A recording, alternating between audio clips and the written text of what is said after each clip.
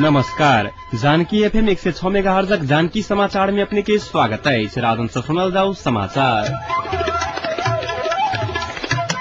एकनुका मुख्य समाचार। महत्तरी जिला भचौलिया में पोखरी में डूबकर एक गोटे बालक की मृत्यु। अनुमति बिना धुमसा में 100 विद्यालय संचालित। अपने मंत्रालय में बड़का अनियमितता भ रहल श्रम मंत्री थापा के दावी। संहिता बिना के संविधान कोनो भी हालत में मान्य नहीं है, स्वास्थ्य मंत्री महतो के कहब। जेठ 14 भीतर संविधान जारी कर राजनीतिक दल सब सहमत। आ तोकल गेल समय में संविधान नहीं बनल तो मुकेश कैस्टक परिवार सामूहिक आत्मदाह करे के देलक चेतावनी।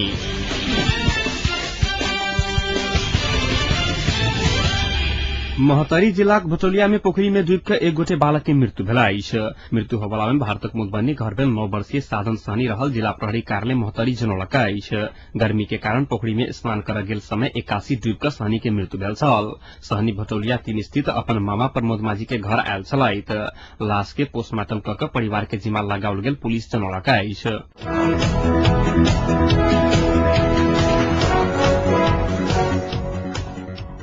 धनुषा जिला में 100 से बेसी निजी विद्यालय अनुमति बिना संचालन भ रहल भेटल गेल अछि। जिला शिक्षा कार्यालय धनुषा अनुमति प्राप्त निजी विद्यालय सबके सूची सार्वजनिक कलाक बाद किछु विद्यालय सब अवैधानिक रहल रहस्य बहरायल अछि। थप जानकारी के साथ सहकर्मी धैर्यकांत दत्त के एक रिपोर्ट। शिक्षा नियमावली अनुसार एनाका अवैध रूप से संचालन भ रहल विद्यालय सबके बंद कर प्रधानाध्यापक के नगद जरिमाना के संगे जेल सजा सेहो करक व्यवस्था अछि। और जानकारी दैत नियमित जिला शिक्षा अधिकारी झा संस्थागत विद्यालय अनुमति लिएर विद्यालय सञ्चालन गर्नुपर्नेमा कतिपय विद्यालय धनुषा जिल्लामा चाहिँ अनुमति नै नलिकन सञ्चालन भइरहेको हाम्रो पनि जानकारीमा आएको छ।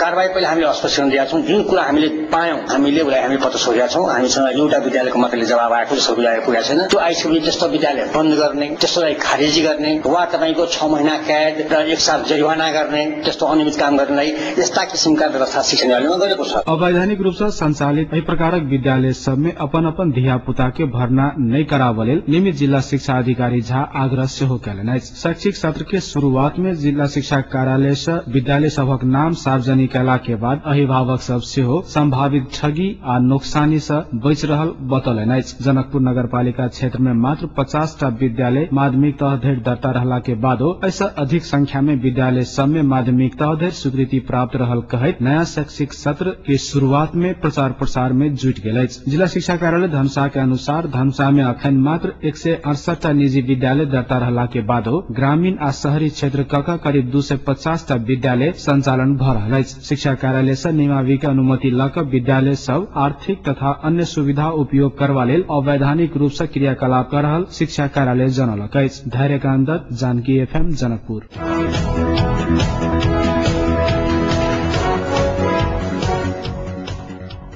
तोकल गेल समय में शांति प्रक्रिया संविधान नहीं बनल तो जीवित शहीद के रूप में रहल मुकेश कैस्टक परिवार सामूहिक आत्मदाह कर के चेतावनी दिलक।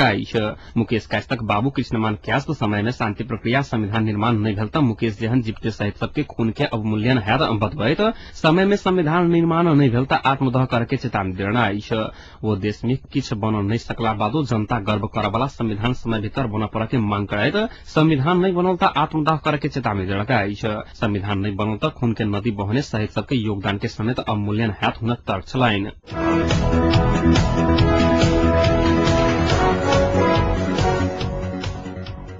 प्राविधिक शिक्षा तथा व्यावसायिक तालीम परिषद परीक्षा नियंत्रण कार्यालय सानो ठिमी द्वारा 2068 साल भदौ आश्विन महीना में संचालित डिप्लोमा इन इंजीनियरिंग तथा फूड एंड डेयरी प्रथम आ दोसर खंड के परीक्षाफल प्रकाशन कयल गेल अछि। तहिना डिप्लोमा तह के फार्मेसी 1, कृषि तथा प्रमाण पत्र तह नर्सिंग, सामान्य चिकित्सा, डेंटल हाइजीन, रेडियोग्राफी, हेमियोपैथी प्रथम तथा दोसर वर्षक नियमित तथा आंशिक परीक्षाफल प्रकाशन कयल गेल अछि। मेडिकल लैब टेक्नोलॉजी प्रथम वर्षक नियमित तथा आंशिक आ दोसर वर्षक आंशिक तथा थैलमी विज्ञान आ आयुर्वेद प्रथम वर्षक नियमित तरफक परीक्षाफल आइ प्रकाशन कयल गेल परिषद जनौलक अछि। उक्त परीक्षाफल परिषद के वेबसाइट में सेहो देखल जा सकैया, परिषद जनौलक अछि।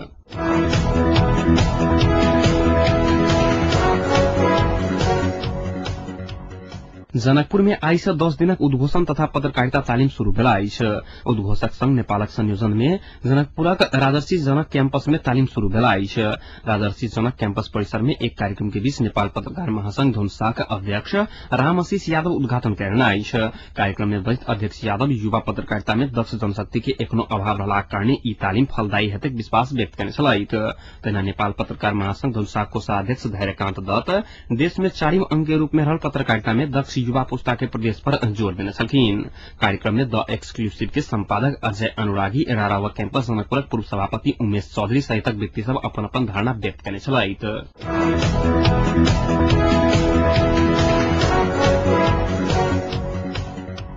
स्वास्थ्य तथा जनसंख्या मंत्री राजेन्द्र महतो संहिता बिना के संविधान मान्य नहीं हाथ बुतराइन आइस।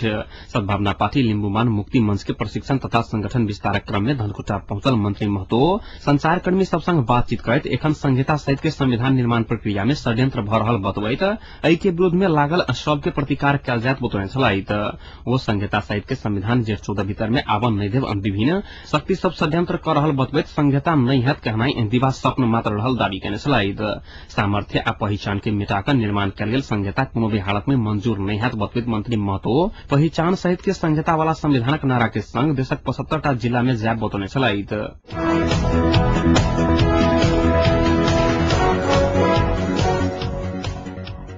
नेपाल सरकार पुलिसक 15 गोटे प्रहरी उपरीक्षक के वरिष्ठ प्रहरी उपरीक्षक में बढ़ुआ करने आइस। गृहमंत्री विजय कुमार गच्छेदार आई प्रहरी उपरीक्षक सबके बढ़ुआ करने गृह मंत्रालय स्रोत जनौलक आइस। गृह मंत्रालय के अनुसार बढ़ुआ होवाला प्रहरी उपरीक्षक सब में ललितपुर के एसपी भोग बहादुर थापा, पर्साक प्रहरी प्रमुख रमेश खरेल, कास्की जिलाक प्रहरी प्रमुख यादव राज खनाल, सुबोध घिमरे, राजेन्द्र मान श्रेष्ठ लगायत के रहल छथि। एसएसपी के दरबंदी थपौला बाद लंबा समय से रोक कर राखल गेल बढ़ुआ प्रक्रिया शुरू भेल आइस।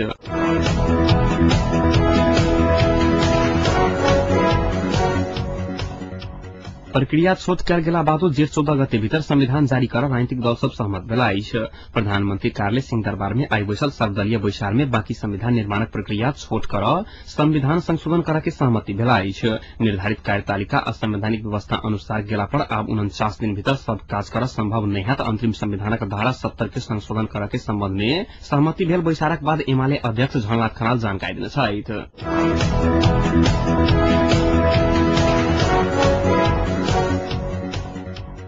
श्रम तथा यातायात व्यवस्था मंत्री मालवर सिंह थापा अपन मंत्रालय में बड़का अनियमितता भरल सूचना पाने बतौन आइस।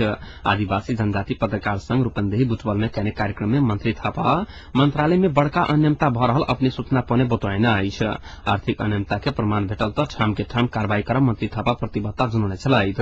मंत्रालय में भरल आर्थिक अनियमितता अपने रोक कर छोड़ा वो दावी समेत करने छलाइत।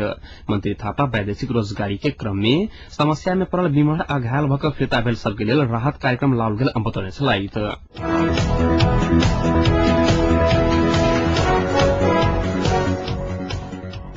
धुनसा जिला में जारी कक्षा 8 के जिला स्तरीय परीक्षा के क्रम में नियम उल्लंघन कनिहार विद्यालय प्रधान अध्यापक ऊपर जिला शिक्षा कार्यालय धुनसा कार्रवाई प्रक्रिया आगू बढ़ौलक आइस।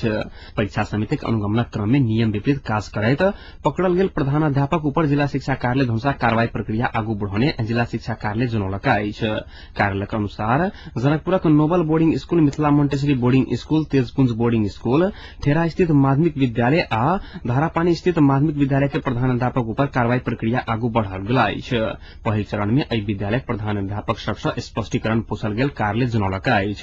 स्पष्टीकरण के लेल जवाब मांगल गेला बाद विद्यालय सब में से एखन धरि एकटा मात्र नोबेल बोर्डिंग स्कूल के तरफ से जवाब आयल बुझबा में आयल आइस। नोबेल बोर्डिंग स्कूल आगामी दिन में गलती नहीं कर प्रतिबद्धता सहित जवाब पठाउने कार्यालय स्रोत जनौलक आइस। परीक्षा अनुगमन क्रम में नोबेल स्कूल में परीक्षा के संपूर्ण प्रश्न पत्र पैकेट फाटल अवस्था में देखल गेल रहैक, जकरा बाद परीक्षा समिति कार्रवाई करे के निर्णय कयने छल। तहिना ठेरा आ धारापानी स्थित विद्यालय सब में सामाजिक विषय के परीक्षा के स्थान पर विज्ञान विषय परीक्षा लैत देखल गेल छल। मिथिला मोन्टेसरी स्कूल निम्न माध्यमिक विद्यालय तह में दर्ता नहीं रहलाक बादो कक्षा 8 के जिला स्तरीय परीक्षा लैत देखल गेल छलाइक। एहि प्रकारे नियम विपरीत परीक्षा एवं विद्यालय संचालक ऊपर शिक्षा नियमावली अनुसार कार्रवाई प्रक्रिया आगू बढ़ाओल गेल कार्यालय जनौलक आइस। शिक्षा नियमावली अनुसार नियम उल्लंघन कऽ परीक्षा एवं विद्यालय संचालन केनिहार ऊपर 1 लाख नगद जुर्माना, 6 महीना जेल सजाय अथवा दुनू भऽ सकैत आइस।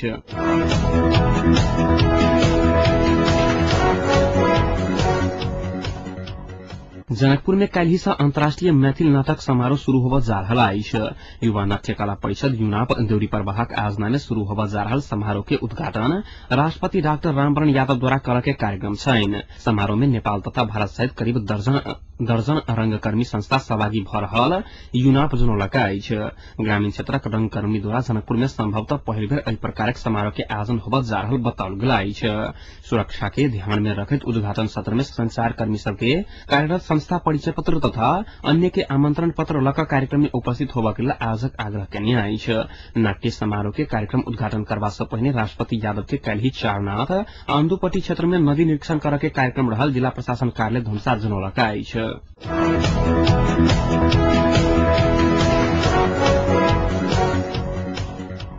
संविधान सभाक अध्यक्ष सुभाष चन्द्र नेमुवाङ शान्ति संविधानक विवादित विषय में सहमति जुटाबा के लेल एहिसँ पहिले के प्रतिबद्धता कार्यान्वयन करे के हेतु पहल कर प्रधानमंत्री मार्फत दल सबके ध्यानकर्षण कराउने सहित आई प्रधानमंत्री डाक्टर बाबूराम भट्टराई संग भेट क अपने बृहस्पति दिन धरि सेना समायोजन निष्कर्ष में आमा के आ संविधान निर्माणक आधार तैयार करबाक प्रतिबद्धता कार्यान्वयन के संदर्भ में ध्यानकर्षण कराउने नेमुवाङ जानकारी देने सहित हुनक अनुसार प्रधानमंत्री बृहस्पति दिन धरि में समायोजन खत्म आ संविधान निर्माणक आधार तैयार हैत प्रतिबद्धता दोहराउने सहित प्रधानमंत्री मंगल आ बुधदिन मुख्य दलक शीर्ष नेता सबके एकांत में बैस विवादित विषय में सहमति जुटावा के पहल करत बतौने सहित तहिना सभाध्यक्ष नेमुवाङ सत्य निरूपण आ विपत्ता छानबीन आयोग तथा संविधान निर्माणक प्रक्रिया छोट करे के संदर्भ में सेहो प्रधानमंत्री के ध्यानकर्षण कराउने सहित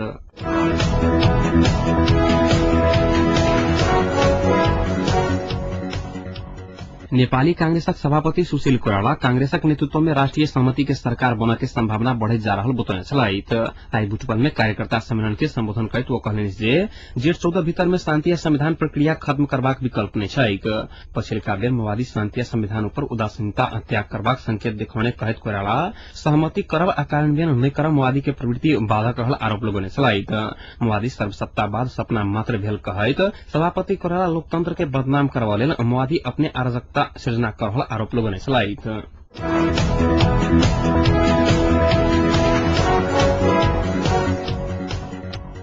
प्रधानमंत्री डाक्टर बाबूराम भट्टराई राजकिशोर यादव के सूचना तथा संचार आ इकबाल अहमद के कृषि तथा सहकारी मंत्री में नियुक्त करने सहित फोरम गणतांत्रिक के सिफारिश में प्रधानमंत्री भट्टराई रिक्त संचार मंत्री में राजकिशोर आ कृषि मंत्री इकबाल के नियुक्त करने सहित राजकिशोर फोरम गणतांत्रिक के कार्यवाहक अध्यक्ष सहित अहमद महासचिव सहित तत्कालीन मंत्री एवं पार्टी अध्यक्ष जेपी गुप्ता भ्रष्टाचार के मुद्दा में जेल गेला बाद संचार मंत्रालय रिक्त रहल तत्कालीन कृषि मंत्री नंदन कुमार दत्त के फोरम गणतांत्रिक के सिफारिश में प्रधानमंत्री बर्खास्त करने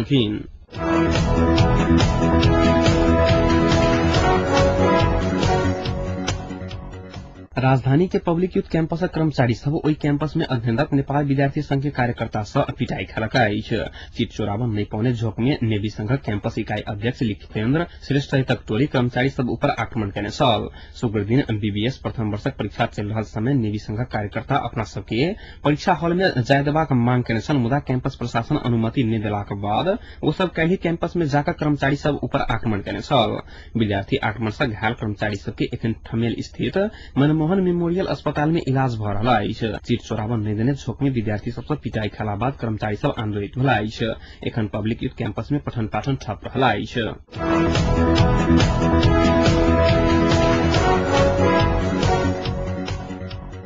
मोहतरीक बर्दीबास औढ़ी सड़क खंड अंतर्गत बर्दीबास 5 में आई भोरे सवारी दुर्घटना में एक युवती की मृत्यु भेल दुर्घटना में हाथीलेट 5 रहनिहार 17 वर्षीय अंजना लामा की मृत्यु भेल जनता बहुमुखी कैंपस कक्षा 11 में अध्ययनरत साइकिल यात्री लामा के ना 3 ख 3254 नंबरक बस ठक्कर देला से गंभीर घायल बनल आ इलाज के क्रम में होप अस्पताल में मृत्यु भेल जिला ट्रैफिक प्रहरी कार्यालय मोहतरी जनौलका एहि बीच कैंपस से घर जा रहा लामा के मृत्यु भेल विरोध में विद्यार्थी सब बंद करने बाजार 6 घंटा के सहमति के बाद खुजाला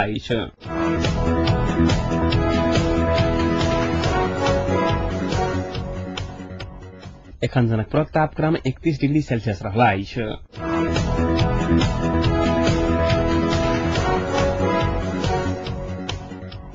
प्रमुख समाचार अंत में एक बेर फेर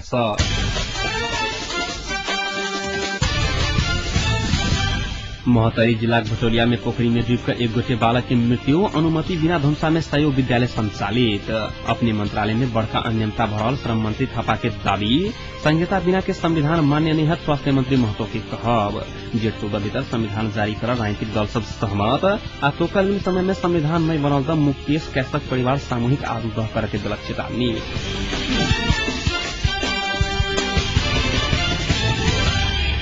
अहिक संग आजुक जानकी समाचार एतै सम्पन्न होते। समाचार कक्षक सम्पूर्ण सहकर्मी के संग हम राजन आज्ञा चाहब। समाचारक दूसर बुलेटिन के संग काल्हि भोर उपस्थित रहबेटा करब। ताधरि सुनते जानकी FM 106 मेगाहर्ट्ज। नमस्कार।